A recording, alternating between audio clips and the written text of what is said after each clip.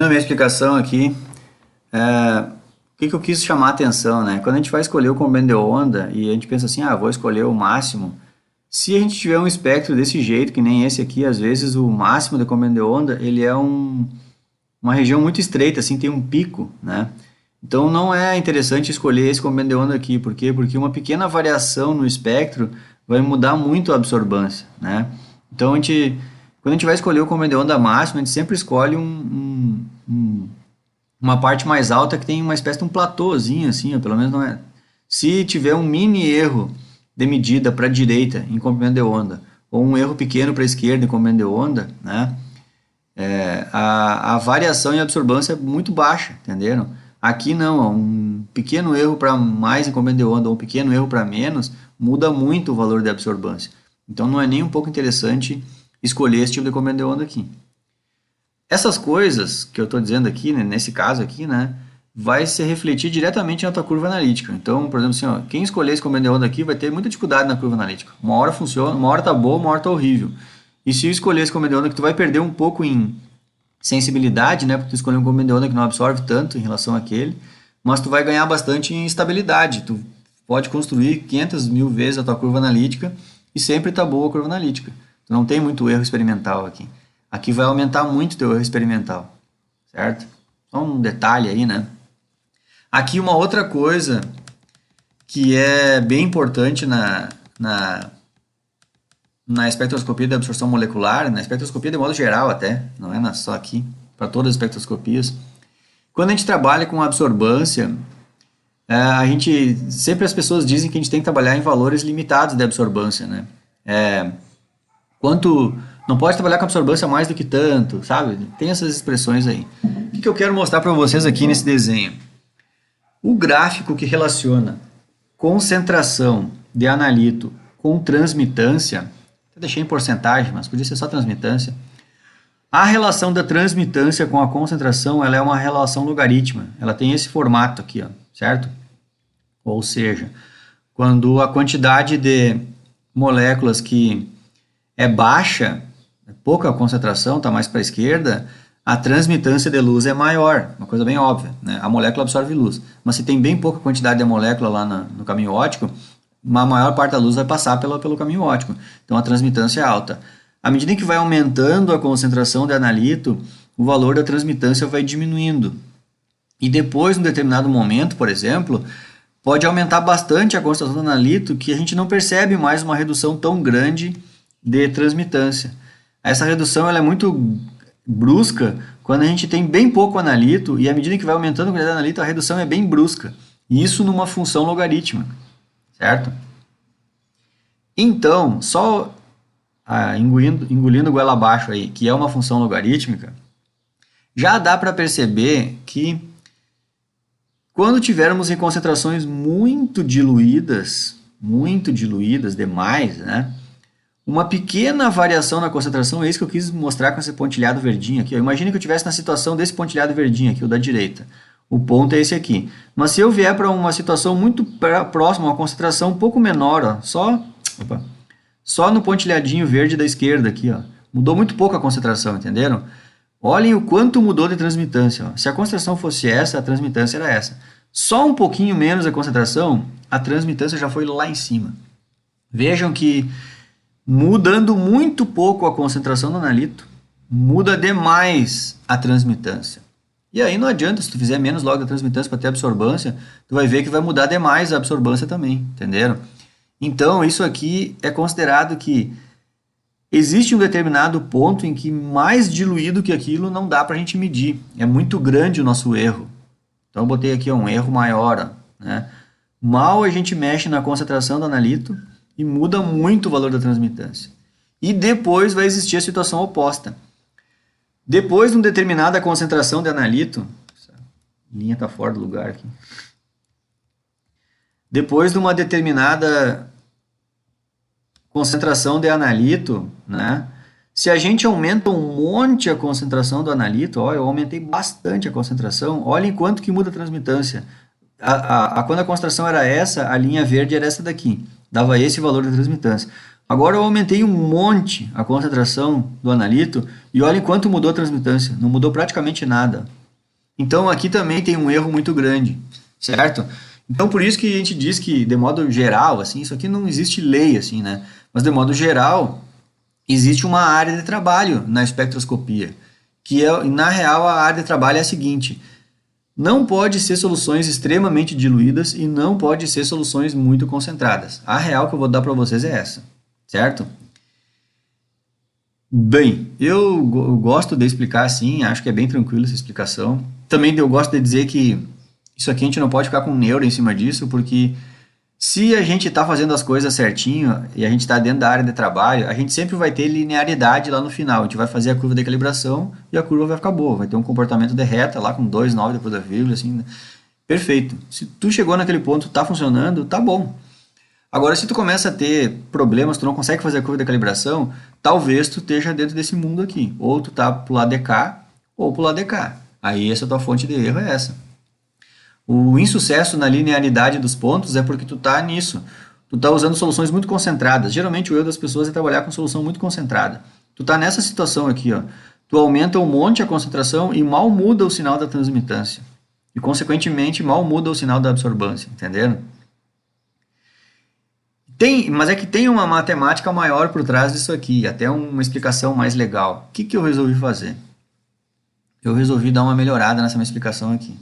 Então isso aqui é uma coisa que eu não tinha usado nas aulas ainda, que me deu um trabalhinho fazer, e eu fiz uma planilha. Como vocês já viram que eu gosto de fazer planilha, né? Eu fiz uma planilha para explicar como é que é a transmitância. Então agora eu já deixei até mais para o final, já.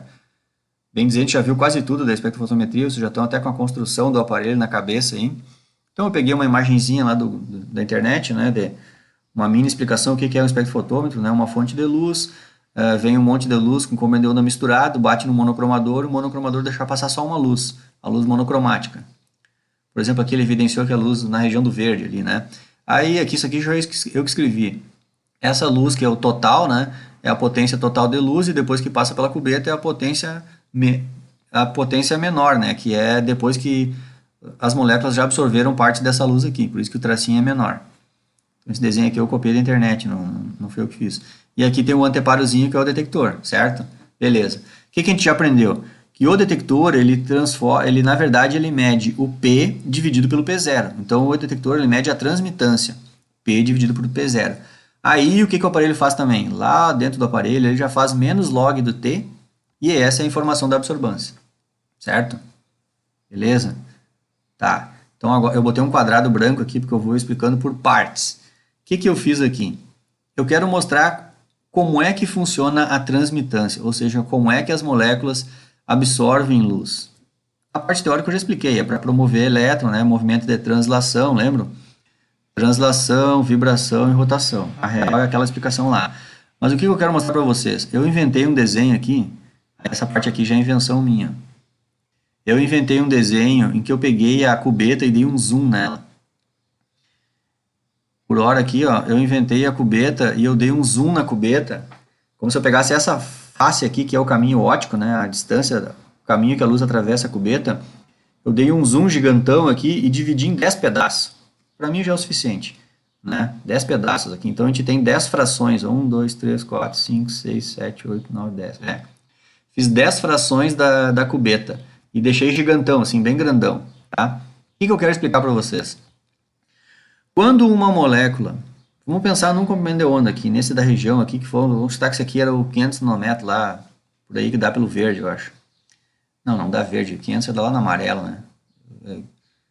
Verde é menos. É uns 400 e tanto, acho. 400 e pouco, 450, sei lá, acho que é. Não sei. Bom, então, tá chegando só um comprimento de onda aqui na cubeta, certo?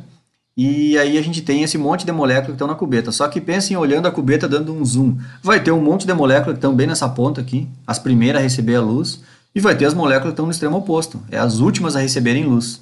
Beleza? Tá. Como essa molécula ela tem a absortividade molar, que é o A minúsculo lá na lei de Beer, a absortividade molar, na verdade, é assim, ó, o quanto que essa molécula absorve de luz naquele comprimento de onda. é o carteira de identidade dela. Ela absorve aquela quantidade. E essa quantidade a gente pode até pensar em porcentagem. Não tem nada errado nisso. Por isso que eu inventei dizendo que chegam 100% dos fótons aqui. Entenderam? E aí, vamos chutar que determinada molécula que eu coloquei aqui no caminho óptico, ela tem uma quantidade de absortividade molar. Ou seja, se tu botar esse comprimento de onda na frente dela, tantos por cento da luz ela vai pegar. O resto ela não pega.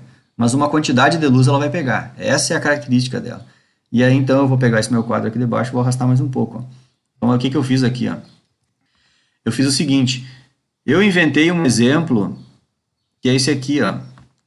Se eu inventar que essa minha molécula, a absortividade dela, molar, ela absorve nesse comprimento de onda escolhido aqui, que nem interessa o valor, interessa que foi escolhido um comprimento de onda. Se essa molécula ela absorve 1% da luz, estão vendo aqui, ó, ela absorveu 1% da luz. Se ela absorve 1% da luz, qual é a fração de luz que vai passar? Né? Porque 1% é a fração 0,01, né? Entre o número 0 e o 1, 1% é 0,01. Então, se ela absorve, porque o aparelho ele não mede a luz que é absorvida, entendeu? Esse negócio tem que dizer assim, o aparelho mede a absorbância, parece que o aparelho mede o que foi absorvido. Não, o aparelho mede o que foi transmitido. A real, o aparelho mede a transmitância. Então, essa luz que foi absorvida é uma luz que deixou de chegar no detector. Qual é a luz que chega no detector? É o que sobrou, entendeu? É o todo menos o que foi absorvido. Essa é a transmitância. Então, por isso que eu escrevi aqui do lado a fração. Ó. O que eu quis dizer aqui do lado? A fração é a quantidade em porcentagem de luz que vai passar. Ou seja, se eu jogo 100% aqui e 1% é absorvido, 99% de luz vai passar. Entenderam? É isso que eu fiz o cálculo. Então, aqui embaixo, aqui do lado, eu escrevi a fração. A fração é esse cálculo aqui que eu fiz. Ó. Posso até mostrar para vocês. Ó. É o A15, né? É 100 menos o A15 e dividido por 100, o que vai dar 0,99. É essa fração aqui. Aqui eu inventei uma concentração da molécula, o meu cromóforo. Né? Cromóforo é uma molécula que absorve luz, certo? Então, eu inventei a concentração do analito. Se vocês quiserem, para mim não florear demais a explicação, vamos deixar aqui analito. Tá? Posso deixar assim, se acharem melhor, hein? Vou deixar assim aqui, tá? Então aqui está a concentração do analito. É que eu botei cromóforo antes, porque acho que é mais correto, né? Porque pode ter outras coisas na matriz que absorvam a amostra, né? Então não é só o analito, né? Agora eu já estou com 2 corações, não sei qual que eu deixo. Bom, vamos deixar aqui, depois se quiser eu mexo, mas vamos lá. Então aqui está a concentração da molécula que absorve, da molécula que absorve luz. Eu chutei um valor aqui, só que eu inventei da minha cabeça. 0,1 molar, né? Então botei entre colchetes ali porque é a molaridade. Aqui do lado, o que eu escrevi aqui do lado, para ficar bem fácil de entender. Para facilitar os números, como eu volta e meia uso dando aula, eu pego um número pequeno, que aí a nossa cabeça se acostuma com o número pequeno. Então eu inventei que a quantidade de fótons que está chegando aqui no início da cubeta é 100. Entenderam? O número 100 é um número bem amigável, né? Então 100 tá 100. Beleza. Então está chegando 100 fótons aqui bem no início da cubeta. 100 fótons. Beleza. Se eu acabei de dizer para vocês que a molécula, 1% da luz ela absorve, se chegar 100 fótons aqui, quantos fótons vão ser absorvidos nessa primeira parte da cubeta?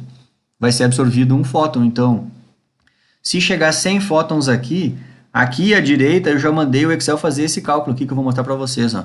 Eu mandei ele pegar o número fração 0,99, que é sempre essa quantidade que passa de luz, né? Entenderam? 99% da luz passa e 1% fica.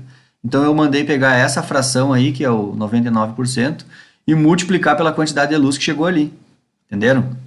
E aí tá aqui a conta. Até parece maluquice eu ter feito essa conta, né? Porque se chegando 100 fótons ele absorve 1%, é porque depois aqui vai ser absorvido e agora nós vamos ter só 99 fótons. Entenderam? Acho que todo mundo entendeu, né? O número 100, como eu digo, é bem amigável, já bate certinho com a porcentagem. Então se 1% foi absorvido, agora nessa parte da cubeta, que é bem quando chegou a luz, eu já tenho só 99 fótons, eu já não tenho os 100, entenderam? Vou explorar meu tempo aqui, parei que eu vou seguir o vídeo. Parei.